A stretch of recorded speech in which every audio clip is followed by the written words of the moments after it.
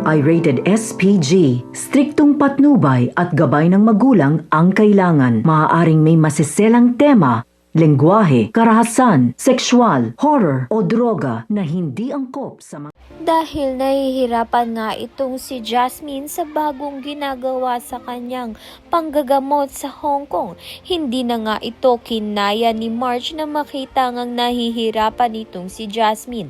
Kaya naman nga't nagdesisyon na nga siya na ibalik muli itong si Jasmine sa Pilipinas at doon ipagpatuloy nga ang treatment na ginagawa sa kanya.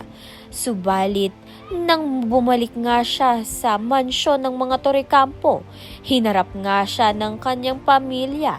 Sinagot nga siya nito ni Greg na binastos nga raw ang pamilya nila at hindi nga sumunod sa kanyang asawa na si Paulo.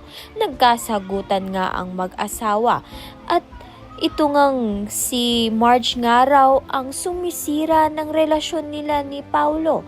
At ayon nga dito kay Paulo, si Marge nga raw ang pumapas lang sa kanyang sariling anak. Kaya naman nga't hindi nagustuhan ito ni Marge at sinampal niya nga itong si Paulo dahil ang kagustuhan lang naman ni Marge na mabuhay ang anak niya at gumaling na maging normal. Kaya naman nga't yan at iba pa ang dapat nating pakaabangan. Maraming salamat sa iyong panunood.